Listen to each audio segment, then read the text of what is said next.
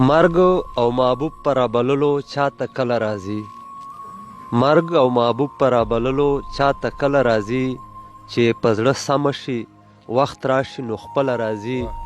بیا کوم اسلام د چا اسلام ته خطره پیښه ده؟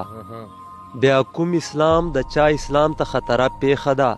بیا کډې کډې پښتانه چې له کابله راځي. ګرانو ملګرو نیک هیلې او سلامونه مې ومنو.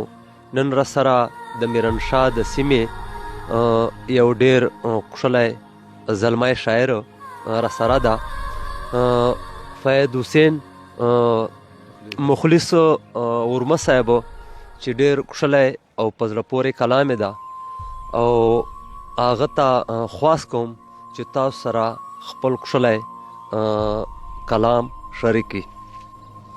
شعر ده چې دا معیار به د غزل نشي ساتلی، دا معیار به د غزل نشي ساتلی، څوک چې خیال د چاپېرچل نشي ساتلی. او د عزت تمه دې نه کوي د بل نه چې تر څو عزت د بل نشي ساتلی.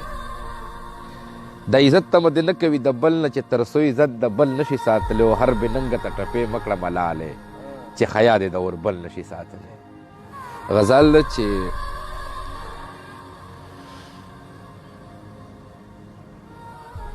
په خیال کې مې چې کله د چا خیال ګرځي را ګرځي، په خیال کې مې چې کله د چا خیال ګرځي را ګرځي، او زه پروت وم په کوټه کې او دیوال ګرځي را ګرځي.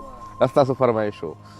په خیال کې مې چې کله د چا خیال ګرځي را ګرځي، زه پروت وم په کوټه کې او دیوال ګرځي را ګرځي. د وخت د تجربې خاوند یې پېژني لورایا، د وخت د تجربې خاوند یې پېژني لورایا، که ښکلي هر څو پټ مخ پر روبال ګرځي را ګرځي. زمونږ د جنازې په صف کې هم مخکې ولاړ وي، زمونږ د جنازې په صف کې هم مخکې ولاړ وي، قاتل مې د ولس څه په کمال ګرځي را ګرځي. او شاه صاحب شعر ده چې زما به د لفظونو جامې څنګه ښکلي نه وي، زما به د لفظونو جامې څنګه ښکلي نه وي، نظر کې مې چې رنګ ستا د جمال ګرځي را ګرځي.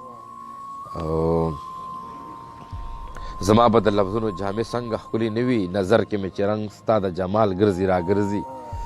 آخري شعر ده چې د ستا د بلتانت درد یې تر اوسه لا په زړه دی، د ستا د بلتانت درد یې تر اوسه لا په زړه دی، دا ځکه خو مخلص په زړه ملال ګرځي را ګرځي.